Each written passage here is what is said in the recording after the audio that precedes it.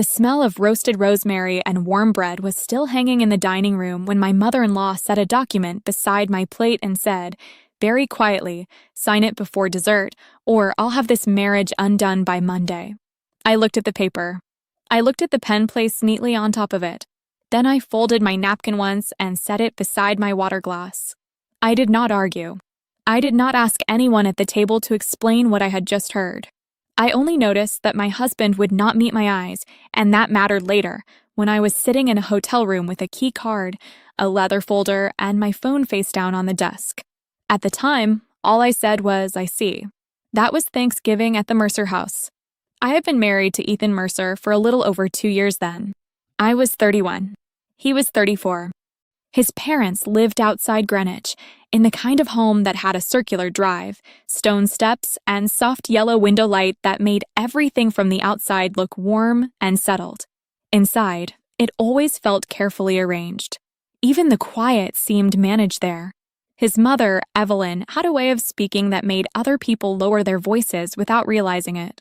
His father, Richard, liked to cut his food slowly when he was making a point. His sister, Naomi, had mastered the art of looking bored while watching everything. Her husband, Grant, was the sort of man who leaned back in his chair and smiled as if every conversation were a negotiation he expected to win. And Ethan, that night, kept turning his wine glass by the stem as though the answer to something might appear in it. The document was 14 pages. Postnuptial agreement. Heavy paper. Clean print. Tabs at the bottom. Someone had prepared it carefully. Someone had expected me to sign it between the turkey and the pie. Evelyn folded her hands on the tablecloth and said, "This is simply a practical step. Families like ours are careful. I'm sure you understand." The chandelier light caught the rim of her glass. The silverware had gone still. From the kitchen I could hear a faucet running and the faint clink of serving dishes being stacked. I said, "A practical step for who?" "For everyone," Richard said. Naomi gave a small smile into her drink. "No one is accusing you of anything, Lana." That was the first thing people said when they had already decided exactly what they thought of you.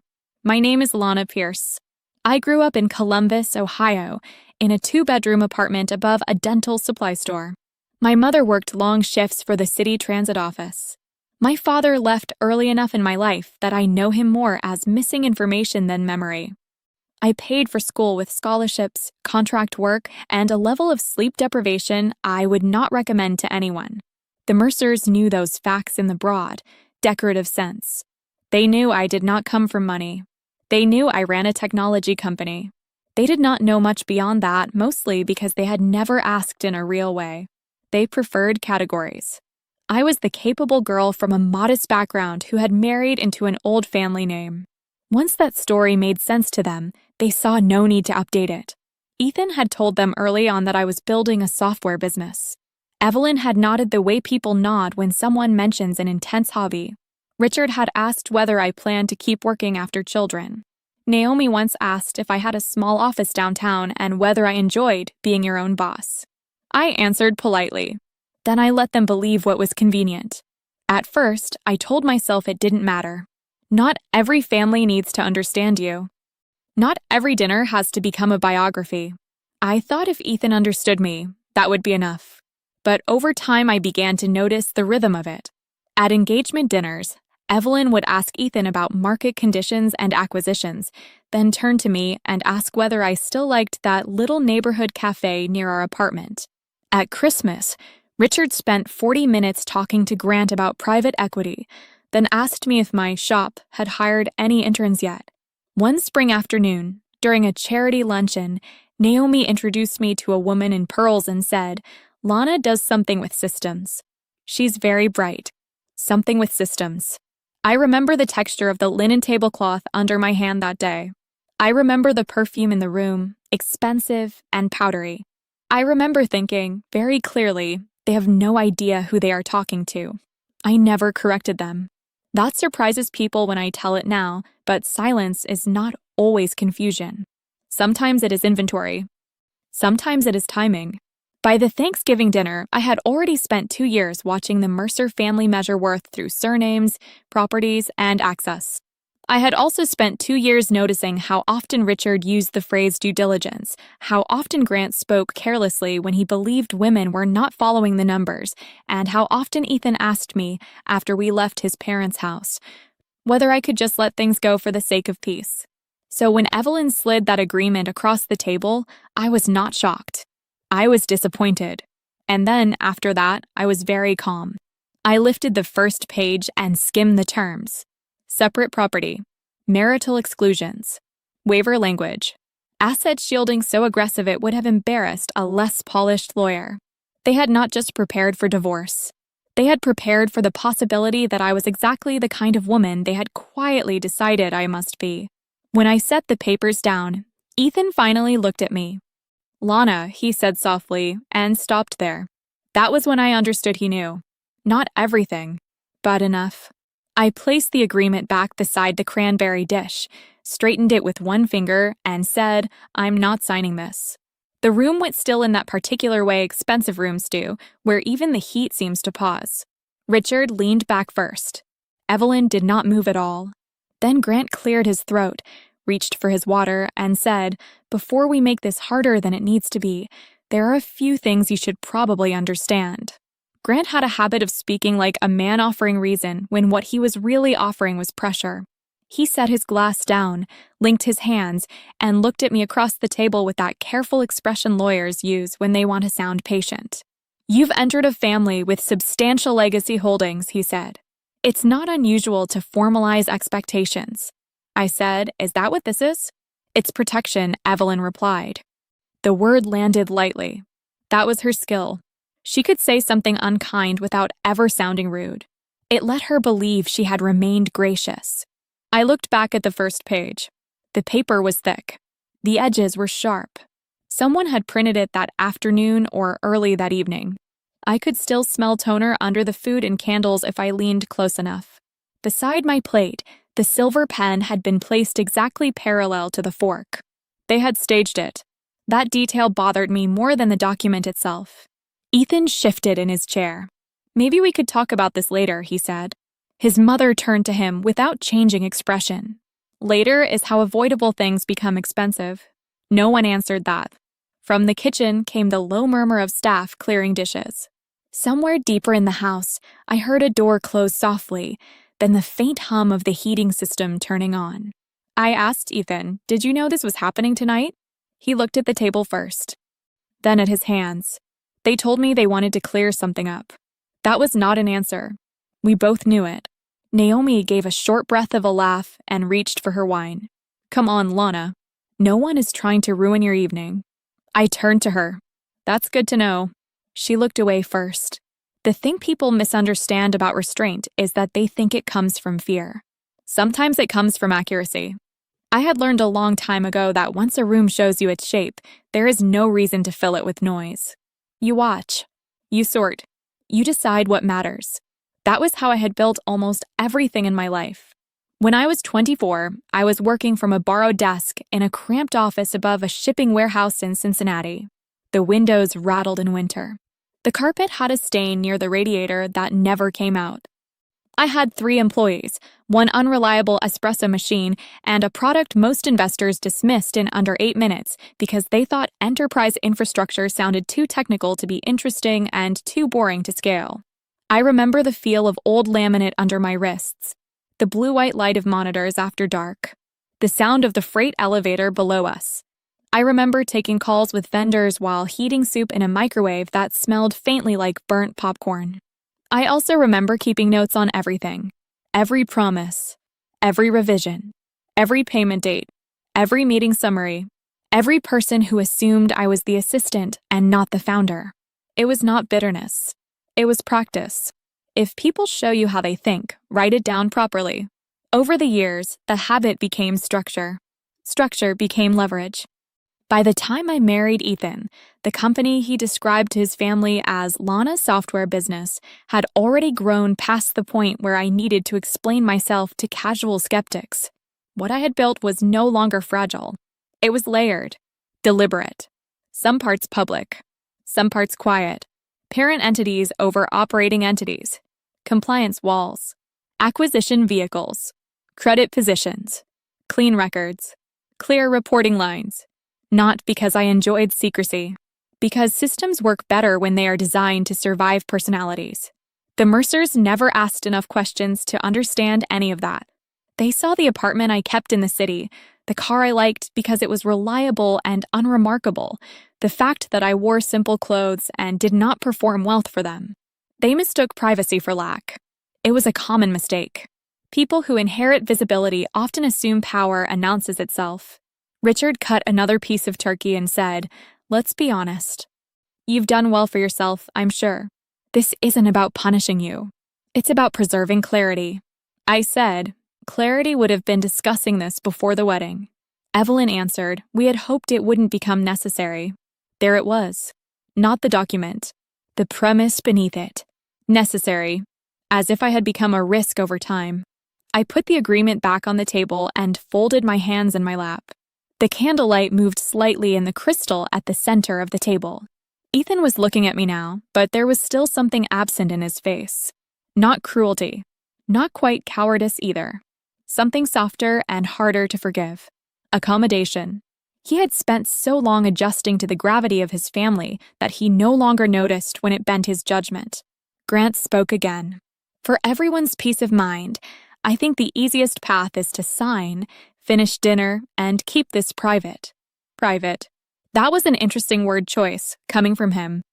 I turned my head and looked at him fully for the first time that night. His cufflinks caught the light.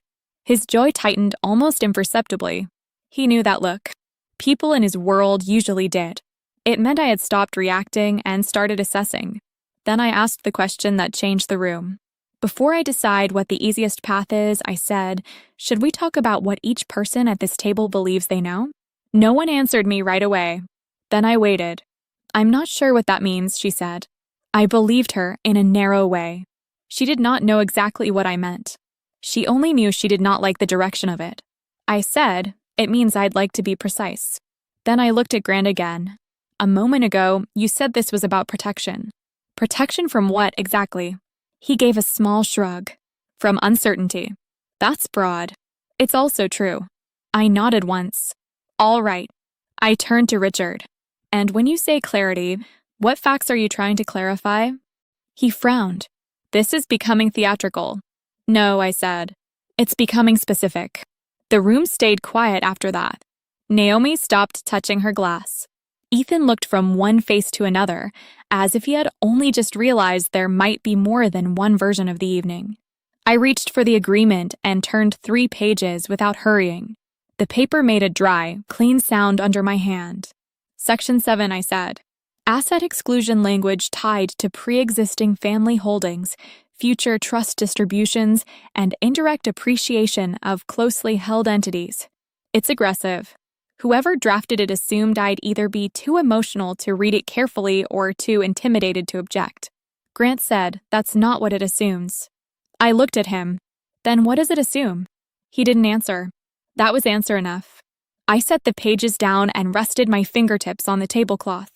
It was thick Irish linen, winter white, probably taken out for holidays and sent away afterward with the silver. I remember noticing a faint crease near my water glass. I remember the scent of orange peel from the centerpiece. Small things become very sharp when a room is trying to redefine you. Ethan said my name quietly. Lana. I turned to him.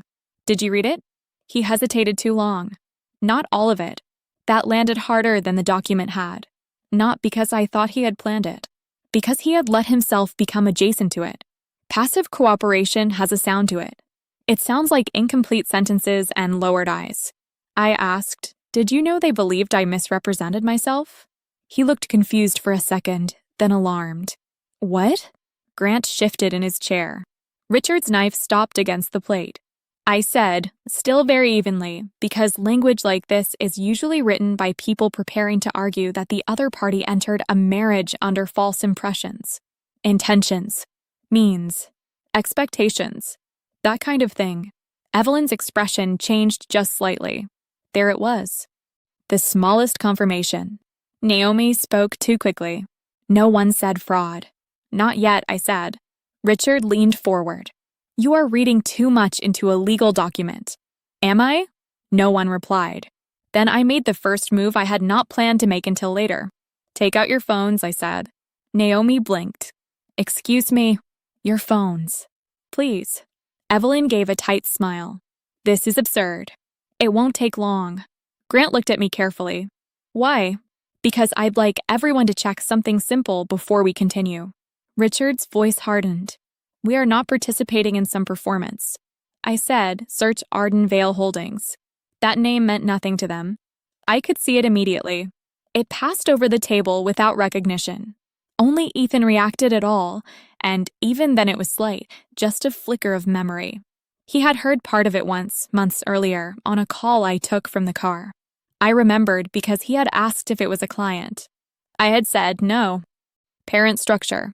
He had nodded and changed the subject. Grant reached for his phone first. Not because he trusted me. Because curiosity beats pride in people who believe information belongs to them. Naomi followed. Then Richard. Ethan already had his unlocked in his hand. Evelyn did not move. I sat back and waited. The glow of the screens changed their faces. That was what I remember most. Not shock, not immediately. First concentration, then recalculation, then the silence that comes when people realize they have been using the wrong scale. Arden Vale Holdings was not the name on my public-facing materials. It was not the brand clients knew, and it was not the entity attached to the interviews I occasionally gave. It sat above those things. A holding company over a layered group of operating firms, infrastructure assets, software security subsidiaries, and, after the previous year, a financial services arm with positions substantial enough to matter to people like Richard Mercer. Public information only told part of the story, but it told enough. Naomi lowered her phone first. Her mouth had gotten still. Richard read longer, then once more slower. Grant said nothing at all. He was reading like a man searching for the line that would make the rest of it smaller. Ethan looked up at me. "What is this?" he asked. I said, "A better starting point." No one touched the postnup after that. Evelyn finally picked up her phone, though by then she already understood she was late to the truth. She read in silence. The room felt different now. Same candles. Same polished wood. Same plates cooling under low light. But the balance had shifted. Not because I raised my voice. Not because I threatened anyone. Because facts had entered the room, and facts do not care who usually speaks first. Then Richard set his phone down beside his plate and said, very carefully, "How long, exactly, have you been sitting at this table letting us misunderstand you?" No one moved after that. The candles had burned lower. The glaze on the carrots had gone dull. Somewhere beyond the dining room, I could hear the quiet movement of staff keeping out of sight, the muted rhythm of a large house continuing its routines while the people at the table ran out of familiar ground. Richard rested one hand beside his plate. "That's not an answer." "It is," I said. "Just not the version you were hoping for." Ethan let out a slow breath. "Lana, can we please stop doing this in layers?" I turned to him. That would have required honesty earlier. He flinched a little at that, and I hated that I noticed it. Even then, even with the agreement still on the table and his family sitting around us like a panel that had expected my compliance, some part of me was still measuring what would wound him and what would simply clarify things. Love does not disappear the moment trust is mishandled. It becomes harder, less graceful, but it does not vanish on command. Grant put his phone face down and tried a different tone. "All right," he said. "Let's say we all had an incomplete understanding of your business interests. That still doesn't explain why you chose not to correct it." I said, because I wasn't required to audition for respect. Naomi looked up sharply, but I kept going. I told Ethan I was building a company. I told him it was growing. I told him very early that I had responsibilities most people my age didn't usually carry. He never asked for a balance sheet. Neither did any of you. You asked where I grew up. You asked about my mother's job. You asked whether I found these houses intimidating. You drew your own conclusions and then treated those conclusions like diligence. Grant's expression tightened, just slightly. You were making this personal. It became personal when your family put a legal instrument beside my dinner plate. Evelyn spoke then, still quiet, still composed, though there was more effort in it now. No one here denied that you were intelligent or hardworking. That isn't the standard, I said. Plenty of people admire effort in those they consider lesser. It makes them feel generous. Naomi gave a short, incredulous laugh. That is not what happened. I looked at her. You introduced me at the Ashbury luncheon as someone who does something with systems. Her face changed. Only for a second, but enough. That was a joke. No, I said. It was a category. Silence again. There are moments when a room stops being social and becomes procedural. I could feel that shift clearly. It was familiar to me. I had sat in boardrooms and review meetings and regulatory calls where the tone turned on one sentence and never turned back. Once that happens, feelings do not disappear, but they stop driving.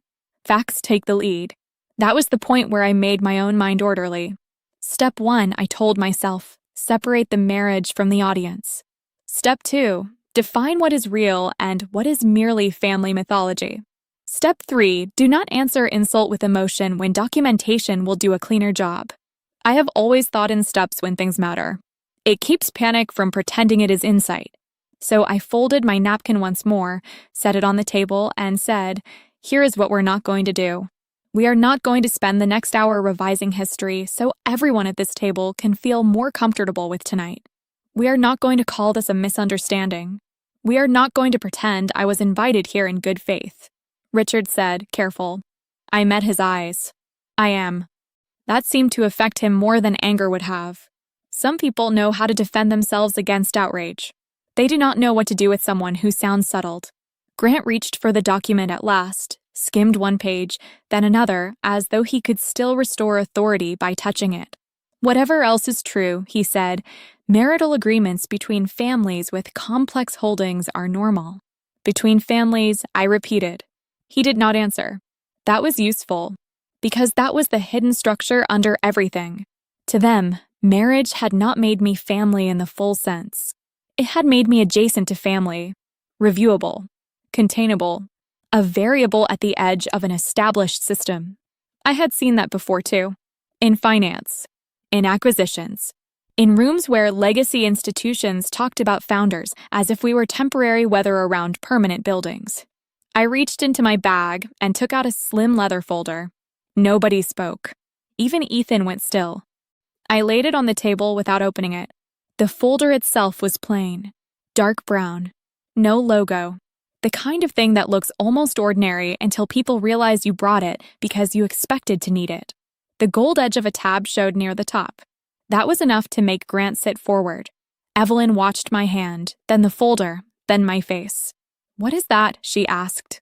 Context, I said. Richard's voice dropped. If this is some kind of threat, it isn't. I opened the folder carefully and drew out 3 documents, setting them in a neat stack beside the postnup. Not dramatically, just square to the edge of the table. The first was a corporate ownership summary. The second was a lending structure chart. The third was a notice letter. I touched the first page lightly. You were concerned with clarity, Richard. So let's be clear. Then I moved my finger to the second page. 18 months ago, your commercial property group refinanced 3 holdings through a private credit facility managed under the Easton Harbor umbrella. Publicly, it looked like a standard institutional arrangement. Richard stared at the page, then at me. I continued, 9 months later, a controlling position in that lending chain transferred during an acquisition.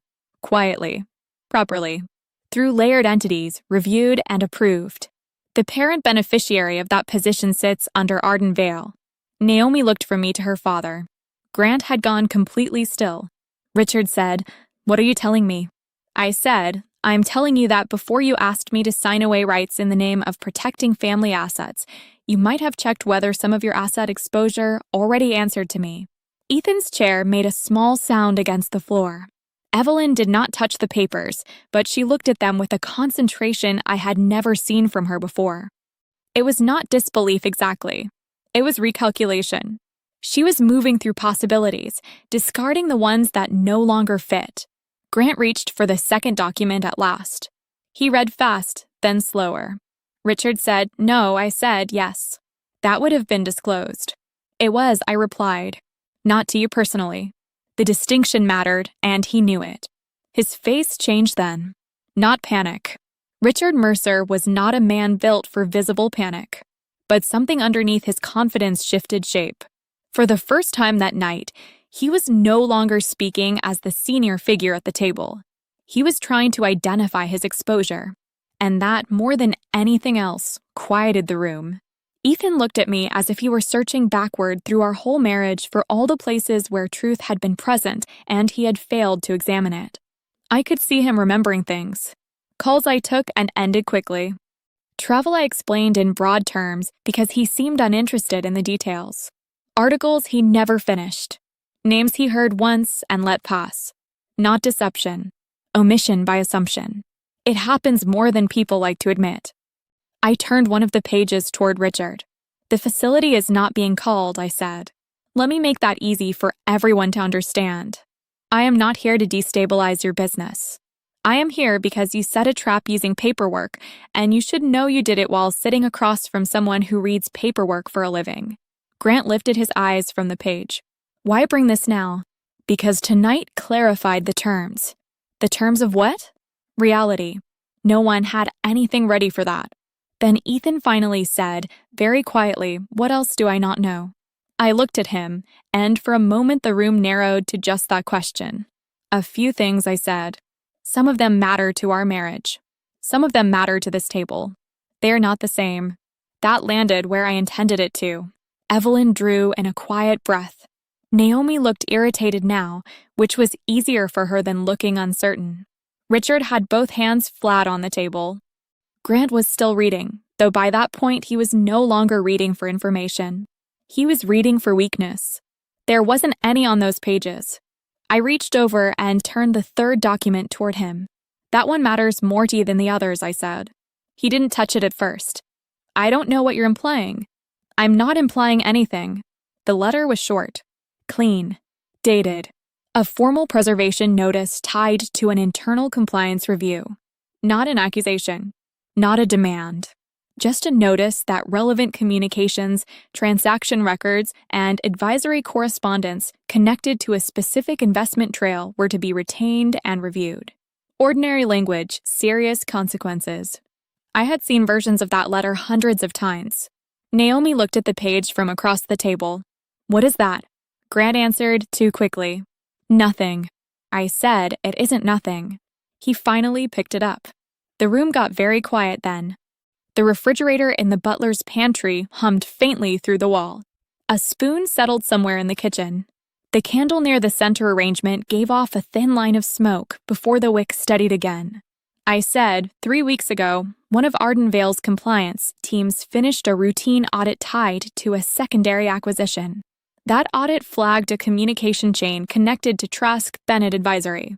Grant's eyes lifted to mine. That was the first unmistakable flash of fear I saw in him all evening. Naomi turned toward him. What is she talking about? He set the page down. This is not relevant.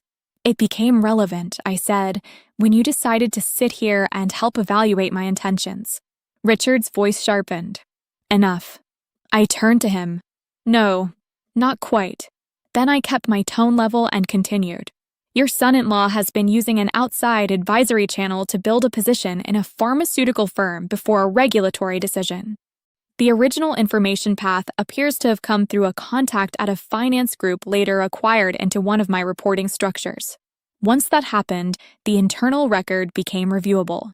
Naomi's face went blank in that hard, brittle way people do when their mind arrives at something before their body does. Grant said, that is an outrageous interpretation. It isn't an interpretation, I said. It's a timeline. I slid a single-page chronology from the folder and placed it beside the letter. Dates, transfers, calls, holdings. A sequence of facts so plain it barely looked important until you read it properly. No one spoke. I said, I am not making a public scene. I am not raising my voice. I am not even making an allegation at this table.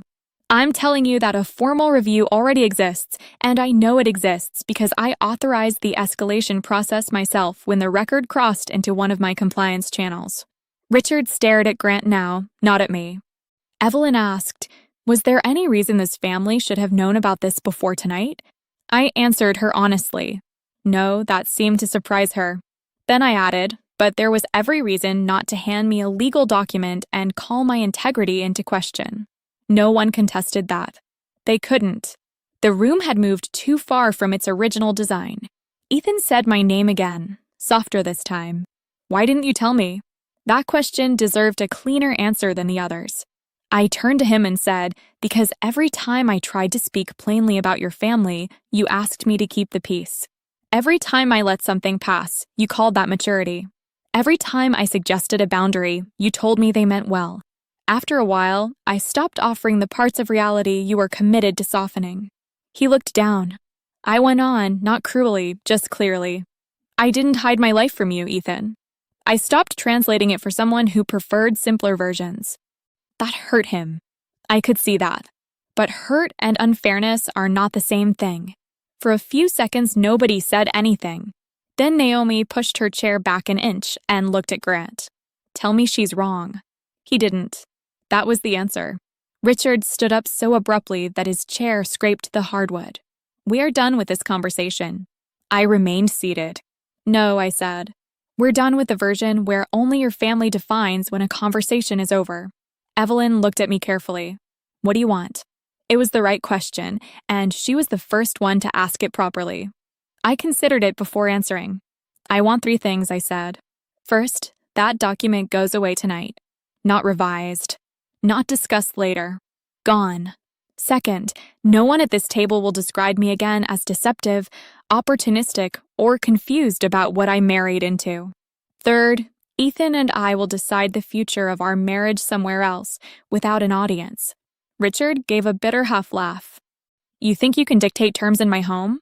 I said, I think I already am. He went still. Silence can do that when it is used deliberately. People expect it to mean surrender. They don't know what to do when it becomes structure. So I made things even simpler. Step 1, I said, looking at the agreement, that paper gets shredded. Then I looked at Grant. Step 2, you retain counsel who is not related to anyone at this table, and you respond to whatever comes through proper channels without trying to contain it socially. Then I looked at Ethan. Step 3, you decide whether you want a real marriage or a managed one. The words sat between us without ornament. I had no interest in making them prettier. A phone buzzed on the sideboard behind Richard. No one moved. A few seconds later, another buzz sounded from Grant's jacket pocket. He checked it despite himself. His face changed again, just slightly, and he locked the screen. That told me enough. The review had progressed. I stood then, finally. The room seemed to adjust around that. My chair moved back quietly. I closed the leather folder, leaving the ownership summary and chronology on the table. They could look at them longer after I was gone. Sometimes people need documents more than conversation because paper does not allow denial to wander. Ethan stood too. Lana, wait. I picked up my bag and my coat from the back of the chair. I'm not leaving in anger, I said. I'm leaving because there is nothing else worth saying in this room tonight. Evelyn spoke before anyone else could. Where will you go? The Ashford on West Putnam, I said. I've already checked in. Naomi stared at me. You planned this. I looked at her. I prepared for the possibility that I would need a quiet place to sleep. There is a difference. Then I turned to Ethan. The light over the table made him look older than he had when we arrived. If you want to talk, I said, come alone. No parents. No advice. No family language. Just you. He nodded once, but he looked like a man who had only just realized that decisions do not stay small because you avoid them. I buttoned my coat slowly. The fabric was cool at the cuffs. My glass of water was still half full beside my plate. The pie had not been served. The pen remained where they had placed it, parallel to the fork untouched. I left it there. Then I walked toward the foyer, and behind me I heard Richard say Grant's name in a voice that had finally lost its polish. I did not turn around. The front hall was warmer than the dining room. I could feel the heat rising through the stone floor as I walked toward the door. Someone had lit cedar near the entryway, and the air held that dry winter smell of wood, polish, and cold coats left too close together. A staff member appeared from the side corridor, saw my face, and stepped back without a word. I appreciated that. Outside, The air was sharp enough to wake me up fully. I walked down the front steps, across the drive, and into the night with my bag on one shoulder and my phone in my hand. The gravel made a steady sound under my heels. At the far end of the circular drive, the waiting car was where I had left it, facing out. That had not been accidental. I got in, closed the door, and sat still for a moment before starting the engine. The windshield reflected the house in broken pieces of gold light. I could see the outline of the front windows and, just faintly, movement near the entry hall. My phone buzzed once before I even backed out. It was Mara, my chief operating officer. All set on the Easton Harbor side. Counsel copied. Review team confirmed receipt. I read it once and typed back, "Thank you. No more tonight unless urgent." Then I set the phone face down.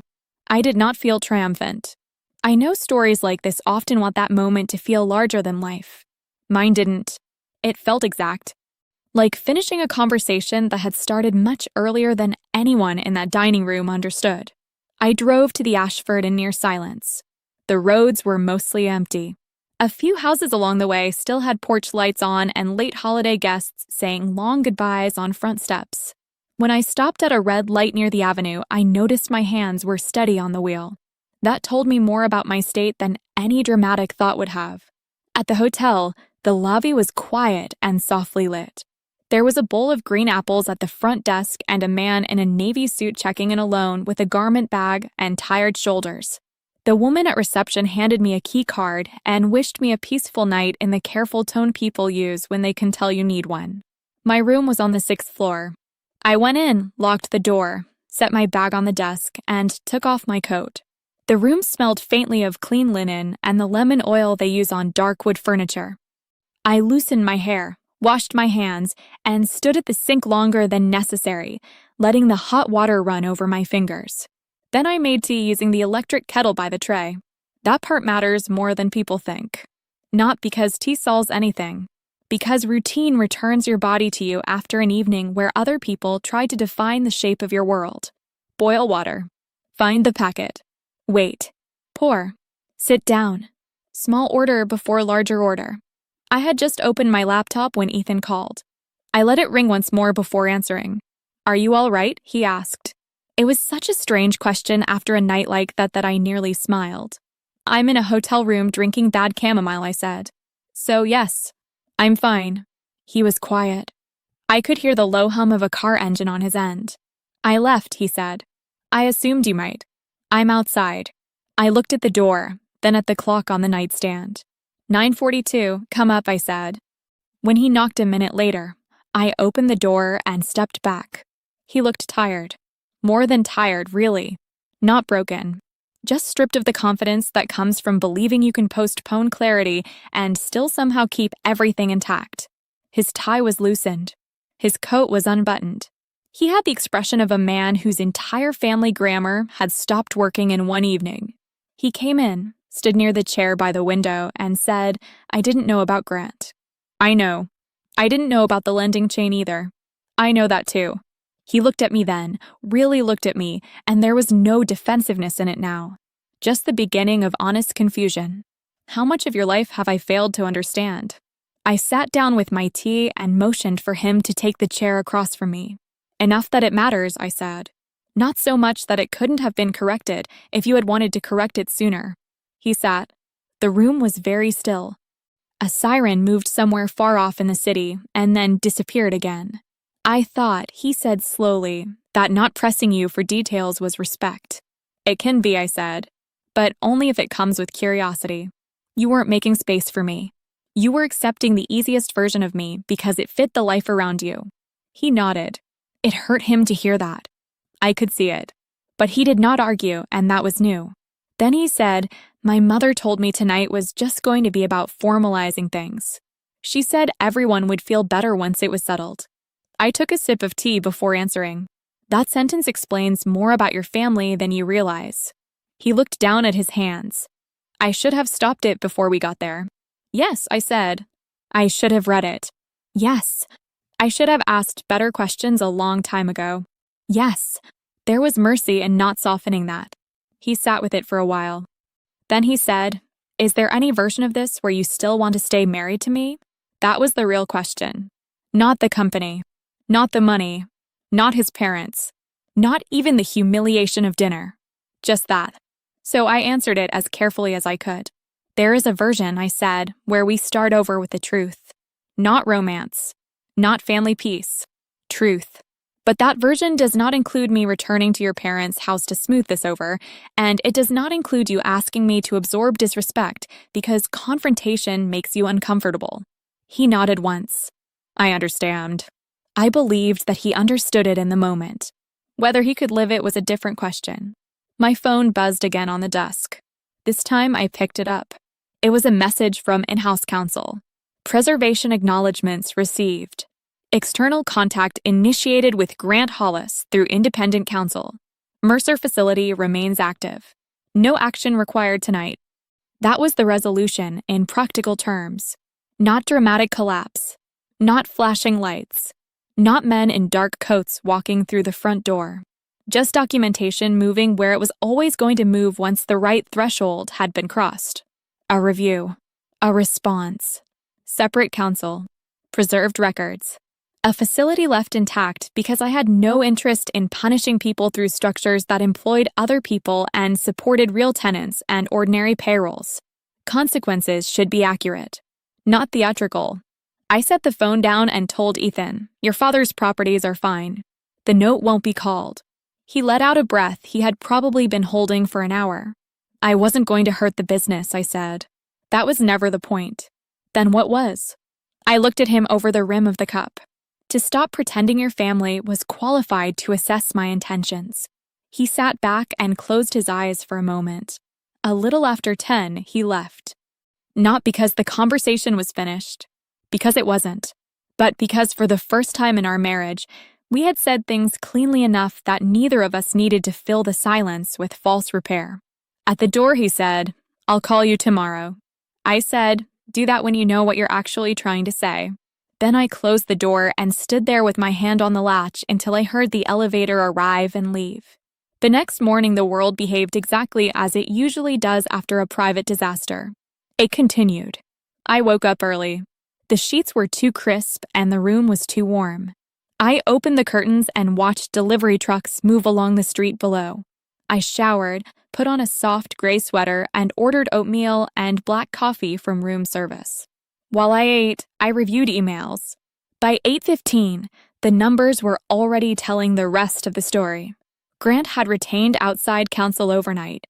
Naomi had sent me a message that was not an apology, but had the shape of one trying to happen. She wrote, I had no idea about some of what came up last night. I am trying to understand the scope of it. I did not answer immediately. Evelyn sent a shorter note at 8:42. The document will be destroyed. Whatever else is unresolved, I accept that last night was mishandled. That was as close to accountability as I expected from her, and I knew enough not to ask language like hers to become warmer than it was capable of being. Richard sent nothing. That also made sense. At 9:10, I received written confirmation that the postnuptial agreement and all draft copies held by Mercer Counsel had been withdrawn and destroyed. At 9:26, independent counsel acknowledged receipt of the preservation request tied to Grant's transactions.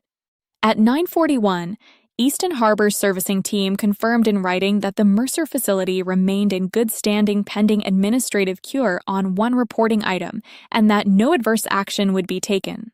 There it was. Truth through documents, numbers, timelines, and third-party confirmation. Nothing loud. Nothing cinematic. Just reality settling into place in the form it had always preferred. Later that afternoon, Ethan and I met in a private sitting room off the hotel lobby. No family. No advisors. No interruptions. He looked different in daylight. Less stunned. More ashamed. Sometimes those are improvements. I'm moving out of the house in Rye for now, he said after we sat down. Not because you asked me to. Because I need to understand what part of my thinking is actually mine. That was the first thing he said that gave me any real hope. I nodded. That's sensible. He gave a tired half laugh. I think you may be the only person I know who can make a temporary separation sound like a compliance recommendation. It is one, I said. For the marriage. That almost made him smile. We talked for an hour. No promises. No dramatic reconciliations. Just terms. Honesty. Therapy. Distance from his parents while we worked out whether a marriage could survive when one person had spent too long outsourcing judgment to a family system he never thought to question. It was not romantic. It was respectful. And after the night before, respect mattered more. When we stood to leave, he said, "I did love you for exactly who you were at the beginning. I think I forgot how to keep seeing you when other people insisted on simpler versions." I believed he meant it. I also believed meaning it was not enough by itself. "Then remember properly," I said. And I left him there with the bill folder and the silence he had finally earned. The place looked exactly the way I had left it before Thanksgiving. 2 mugs drying on the rack. A stack of mail on the entry table. 1 plant by the window that needed water. The radiator clicking on and off with that familiar uneven sound older buildings make when they settle into winter. I took off my coat, set down my bag, and opened the windows for 10 minutes even though it was cold. That is one of the things I do when I need a room to feel like mine again. Then I watered the plant, sorted the mail into 3 piles, wiped down the kitchen counters, and put a pot of rice on the stove for no reason other than it made the apartment smell warm and ordinary. I made tea after that. Stronger this time. Not hotel tea. Mine. Peace, I've learned, is often procedural. Not a grand feeling. Not a speech. Not the moment anyone imagines when they think a story has ended. It is smaller than that. You clear a surface. You answer what needs answering. You stop carrying what is no longer yours. You let silence become useful again. In the days that followed, things resolved the way real things usually do. Grant's matter moved into formal channels and out of family conversation. Naomi stopped sending half-formed messages once she realized I was not interested in helping her organize her shock into something flattering. Richard remained silent, which was probably the most disciplined thing he had done in relation to me. Evelyn sent 1 final note asking whether there might, in time, be a way to restore a more constructive footing. I responded with 1 sentence. Constructive footing begins with accurate memory. She did not write back. As for Ethan, we kept talking. Slowly. In scheduled conversations. In rooms without interruption. Sometimes over coffee. Sometimes on long walks where there was nothing to do but tell the truth and keep walking. He started therapy. He moved into a short-term rental. He began, for the first time, describing his family not as weather but as people making choices. That mattered. I did not rush to reward it. Boundaries are not punishments. They're maintenance. So I kept my own routines. Work in the morning. Calls in the afternoon. A walk if the weather allowed it. Reading with my phone in the other room. Dinner at the table instead of at the laptop when I could manage it. I slept better once I stopped rehearsing arguments no longer worth having. A month after Thanksgiving, I opened a drawer in my desk and found the hotel key card from the Ashford. I held it for a second, then dropped it into the trash. That felt complete. Not because every question had been answered. Not because everyone had become better. But because the central I had been removed. I was no longer sitting at any table where other people were allowed to define me while I stayed quiet for their comfort. If Ethan and I found our way back to each other, it would be on adult terms, with reality fully lit. If we didn't, that would be sad, but it would also be clean. I can live with sadness better than I can live with distortion. A few weeks after that, my mother called while I was reorganizing a kitchen drawer. She asked how I was doing, and I told her the truth. Calmer, I said. She was quiet for a moment, then she said, "That sounds expensive." Good. I laughed harder than I had in days. That night I made soup, folded laundry, and worked through a memo on a compliance review that had nothing to do with my personal life. It was wonderfully boring. Outside, someone was walking a dog below my window. Upstairs, a neighbor dropped something heavy and then apologized to no one in particular. I stood by the stove and watched the steam rise from the pot, and for the first time since that dinner, there was no part of me leaning toward the Mercer house in my mind. It was over. Or at least, the part that needed to be over was. The rest would be decided slowly, which is how durable things usually are. Not long after all of this, someone else reached out to me through a mutual contact. A woman in Boston. Different family. Different industry. Same careful pattern. She said she had spent years being treated like she was decorative because the people around her preferred underestimating her.